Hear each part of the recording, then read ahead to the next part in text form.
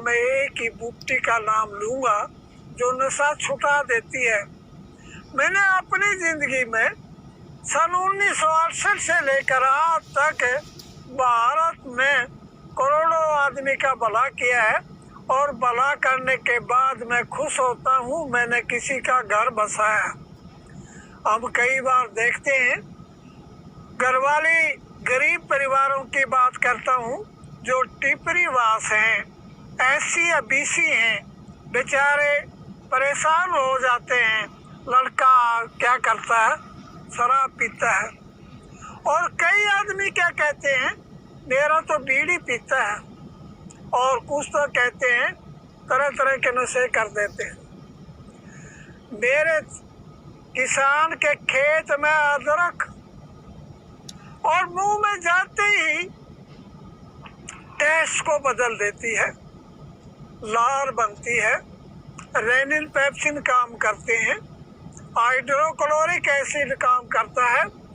जो आदमी शराब पीता है उसका उदाहरण मैं देता हूँ।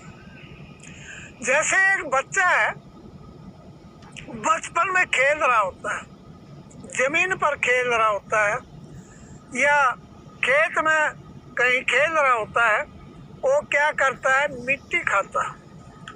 और मिट्टी खाने के बाद माँ उसके मुंह पर थप्पड़ लगाती है।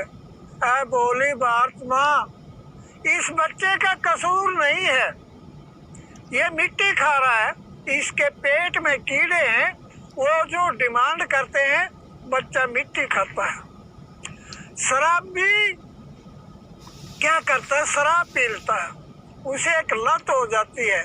सुबह उठकर मैंने अपने जीवन में लाखों आदमी देखे हैं, सुबह उठते ही न वो मंदिर में जाते हैं न और कोई काम करते हैं, माता पिता को प्रणाम नहीं करते हैं, और वो बेचारे बर्तन बेच के घर से पैसे चुरा कर या किसी से पैसे मांगकर सुबह ही ठेके पर चले जाते हैं।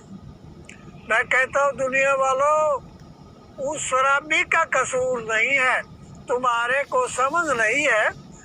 जैसे एक बच्चा जो मिट्टी खा रहा है, उसके पेट के अंदर क्या है, कर्मी है, वो डिमांड कर रहे हैं किस चीज की, मिट्टी की कर रहे हैं। तो मेरे देशवासियों, हर एक व्यक्ति, चाहे उसका रिश्तेदार हो चाहे भाई बहन हो, पहले शौक में पीता है, जैसे बीड़ी सिगरेट के शौक में पीते हैं और बाद में लत लग जाती है। वो काट ले बारीक बारीक, और इतनी बारीक काट ले जितनी पेंसिल होती है, और काट करके नमक लगा करके उसे धूप में सुखा दें।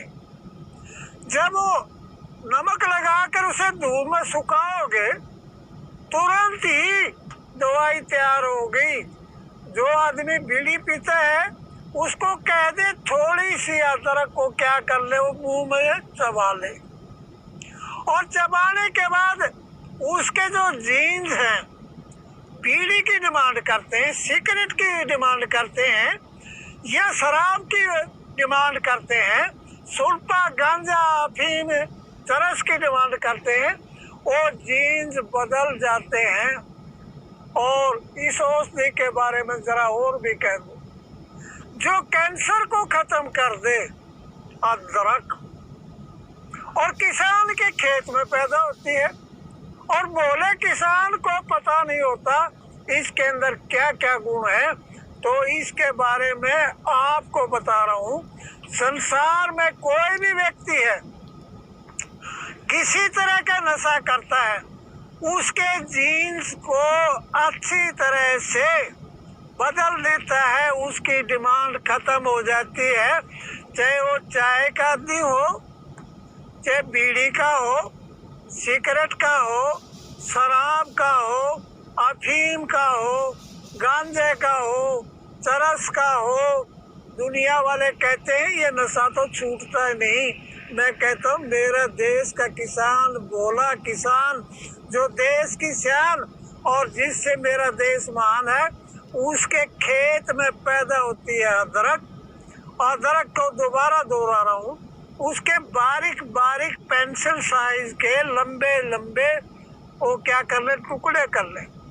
और घर में नमक क्या होता है, अच्छी तरह नमक लगा करके उसको, जो रोगी है, शराब पीने का आदी है, बीड़ी सिगरेट पीने का आदी है, ओका पीने का आदी है, या कोई भी शराब पीने का आदी है, मुंह में जाते ही टाइलिन पूर्ण रूप से मिलेगी और अच्छी तरह से उसका स्वाद बदल जाएगा। बीड़ी उसको अच्छी नहीं लगेगी, सिगरेट अच्छी नहीं लगेगी, चाय और शराब का जो आदी है वो अच्छी नहीं लगेगी, कोई नशा वो नहीं खाएगा।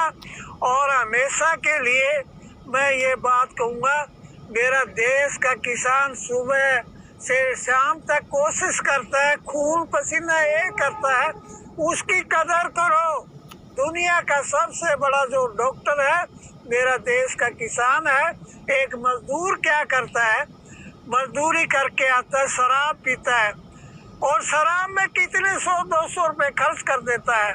मैं कहता हूँ कहाँ गरीबी, जो मजदूर 200 रुपए का शराब पर खर्च कर सकता है वो अपने बच्चों के लिए सेब भी खिला सकता है। मेरे देशवासियों, मैं मरने से पहले प्रण किया था, मेरे भारतवर्ष में मैंने जो सीखा है वो बता के जाऊं। कई बार माताएं, कई बार बहनें, कई बार लड़की, कभी लड़का यूँ कहता है पापा पैसे दे दे। भाई देंगे, शराब के लिए तो उसको पैसे मिल गए। मेरी बेटी या मेरी देश की बेटी को पढ़ाने के लिए उसके पास पैसे नहीं है। उन माताओं के चरणों में झुककर प्रार्थना करता हूँ, नशे को छुड़ाएं। आज तक करोड़ों व्यक्तियों का मैंने नशा छुड़ा दिया और वो घर अच्छी तरह से बस रहे हैं, सुख और शांति है। शराबी व्यक्ति के बारे में मैं क्या कहूँ या नशेड़ी व्यक्ति के बारे में क्या कहूँ, उसका काम तो नशा ही करना होता है। बच्चों को पढ़ाना लिखाना, घर के काम में हिस्सा न लेना, इस तरह